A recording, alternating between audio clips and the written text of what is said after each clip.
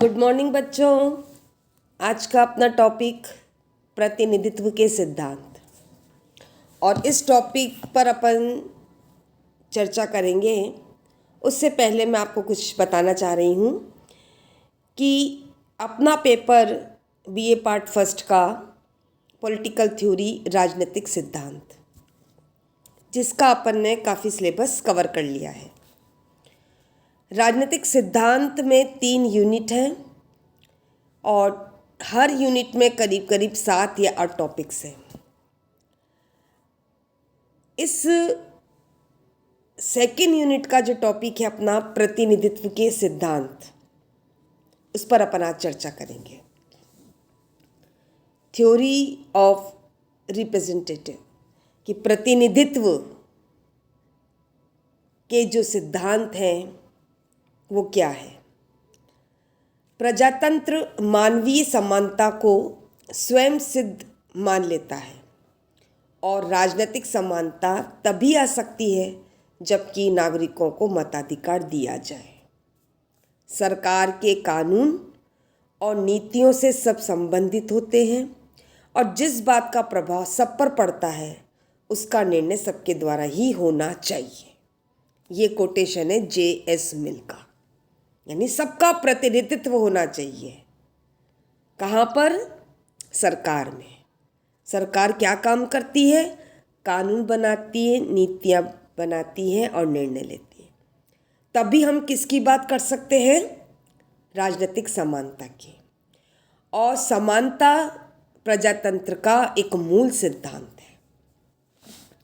प्रतिनिधित्व प्रणाली का जन्म और विकास का जहाँ तक प्रश्न है, यदि हम एंशिएंट पीरियड में देखें, प्राचीन काल में देखें, तो राजतंत्र के युग में जब मोनार्की थी, राजा का शासन था, विशुद्ध प्रतिनिधित्व की कल्पना भी नहीं थी, क्योंकि अकेला राजा ही व्यवस्थापिका, कार्यपालिका, न्यायपालिका, सरकार की इन तीनों शक्तियों का प्रयोग करता था।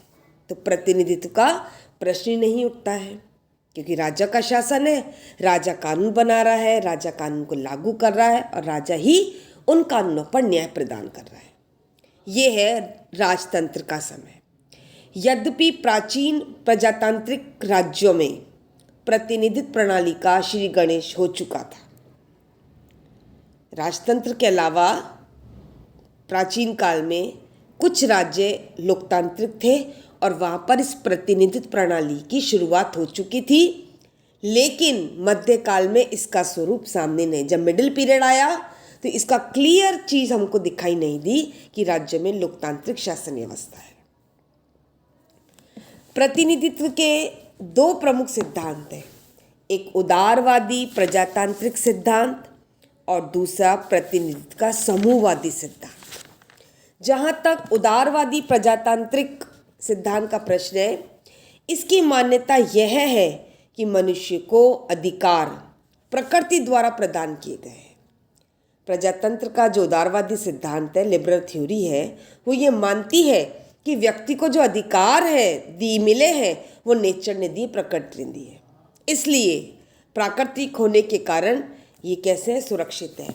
इनको कोई भी हाथ नहीं लगा सकता, इनका कोई भी हनन नहीं कर सकता, इन अधिकारों को कोई भी नुकसान नहीं पहुंचा सकता, क्योंकि ये प्रकृति की देन है। और शासन की शक्तियां हैं वो सीमित है, लिमिटेड है। यह सिद्धांत संपत्ति की सुरक्षा के संबंध में विशेष रूप से बल देता है।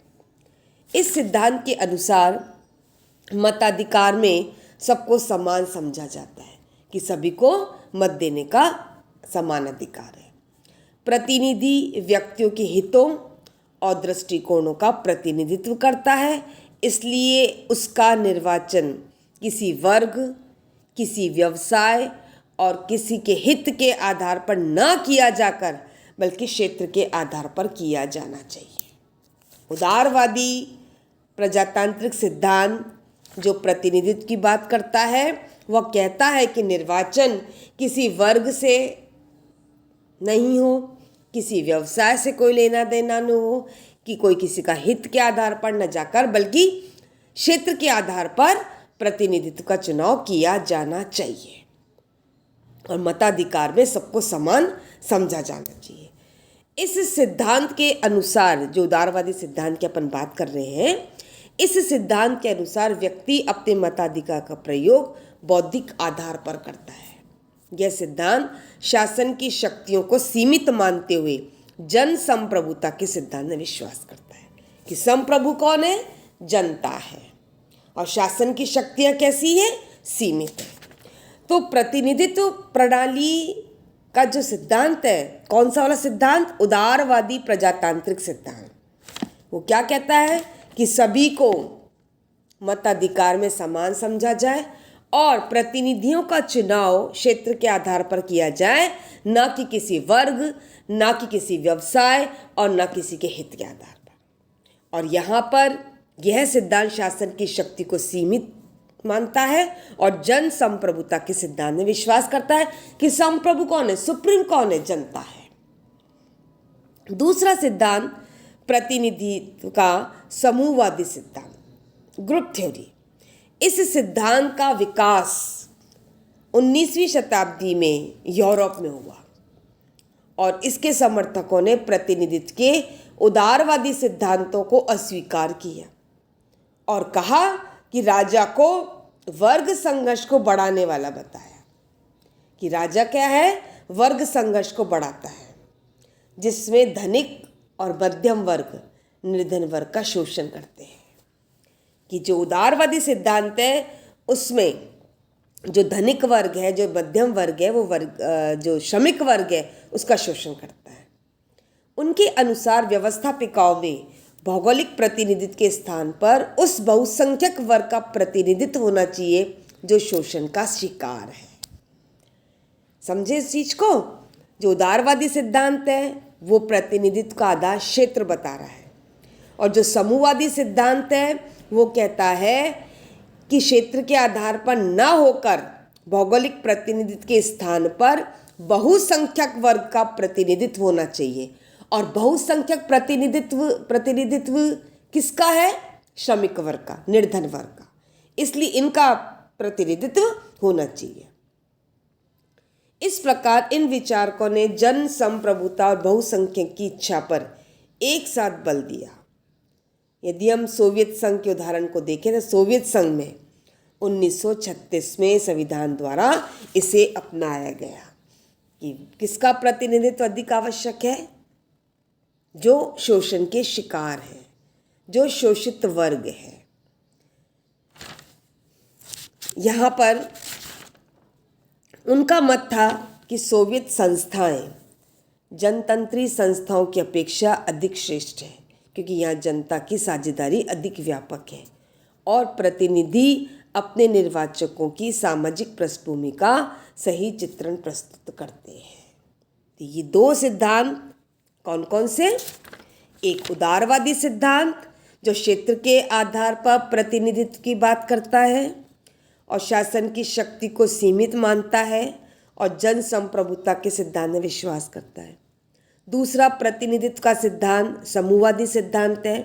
वो कहता है कि किसका प्रतिनिधित्व आवश्यक है, किसका प्रतिनिधित्व होना चाहिए? जो शोषण का शिकार है, जिनके हितों का धनिक सांसद प्रतिनिधित्व नहीं करते हैं। इस प्रकार इन विचारकों ने जन संप्रभुता और बहुसंख्यक वर्ग की इच्छा पर एक साथ बल दिया और सोवियत संघ में इसे अपनाया गया। उनका विश्वास था कि जो भी सोवियत संस्थाएं हैं जनतांत्रिक संस्थाओं की अपेक्षा अधिक श्रेष्ठ है, क्योंकि यहाँ जनता की साझेदारी अधिक व्यापक है और प्रतिनिधित्व अपने निर्वाचकों की सामाजिक पृष्ठभूमि का बिल्कुल सही चित्रण प्रस्तुत करते हैं। तो प्रतिनिधित्व के सिद्धांत की शुरुआत में अपन ने दो सिद्धांतों का उल्लेख किया। अब जहाँ तक निर्वाचन की पद्धतियाँ हैं, क्योंकि हमको किसका निर्वाचन करना है? प्रतिनिधियों का। और प्रतिनिधि के अपन ने दो सिद्धांत देखे, अब इनकी पद्धतियाँ देखेंगे। पहली पद्धति निर्वाचन की प्रत्यक्ष निर्वाचन, डायरेक्ट इलेक्शन, जिसमें स्वयं मतदाता अपने प्रतिनिधियों को चुनते हैं। जनता स्वयं अपने प्रतिनिधियों को चुनती है। मतदान केंद्र में जाकर अपनी इच्छा के प्रतिनिधि को मत देते हैं। अपन लोग मतदान केंद्र में जाते हैं और अपनी इच्छा के प्रतिनिधियों को वोट देते हैं। और मतगणना में जब वोटिंग होता है, काउंटिंग होती है, जिसको सबसे अधिक मत मिलते हैं उसको विजयी घोषित कर दिया जाता है। यह प्रणाली सर्वाधिक लोकप्रिय प्रणाली है। लोकसभा, कॉमन सभा और प्रतिनिधि सदन इसके उदाहरण हैं। भारत की लोकसभा के सदस्यों का निर्वाचन इस पद्धति के तहत किया जाता है। ब्रिटेन में कॉमन सभा के सदस्यों का निर्वाचन इस पद्धति के द्वारा किया जाता है और अमेरिका के प्रतिनिधि सदन के द्वारा प्रतिनिधियों का चुनाव किया जाता है। तो तीनों संसद के निम्न सदन हैं, एक ब्रिटिश संसद का कॉमन सभा, भारतीय संसद का लोकसभा और अमेरिकी कांग्रेस का प्रतिनिधि सदन। ये है निर्वाचन की, प्रत्यक्ष निर्वाचन की पद्धति। जहाँ तक इस निर्वाचन की पद्धति के गुणों का प्रश्न है, मेरिट्स जो हैं इसकी, अच्छी चीज़ें क्या है, प्लस पॉइंट्स क्या है, लोकतंत्र के सिद्धांतों के अनुकूल है। मतदाता जाता है, अपनी इच्छा के व्यक्ति को वोट देता है और जिसको सबसे अधिक वोट मिले वो जीत जाता है। तो ये पद्धति लोकतंत्र के सिद्धांतों के अनुकूल है। दूसरा इसका गुण निर्वाचक और निर्वाचित प्रतिनिधि में संबंध उत्पन्न होता है। तीसरा, निर्वाचित प्रतिनिधि निर्वाचकों के हितों के प्रति सावधान रहता है कि जिसने उसको चुनकर भेजा है तो उनके हितों का ध्यान रखता है। वो जनता में राजनीतिक प्रशिक्षण और अधिकार और उत्तरदायित्व के प्रति जागरूकता उत्पन्न होती है। जनता प्रतिनिधियों और उनके दलों के कार्यक्रम और सिद्धांतों की अच्छाई और बुराई को समझने का प्रयास करते हैं।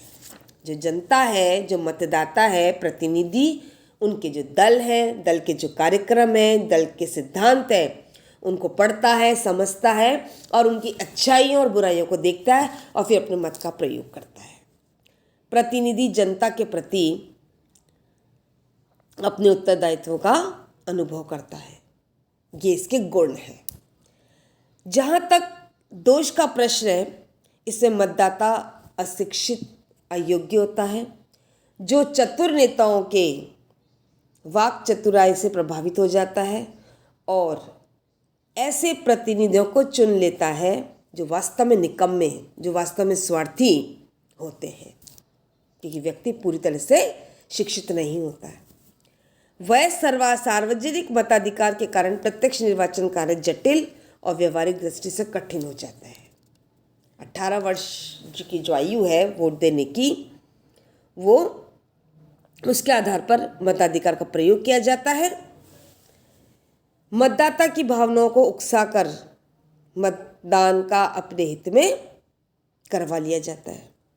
दलबंदी के दोष पाए जाते हैं और ये पद्धति दोषपूर्ण है। धन्यवाद।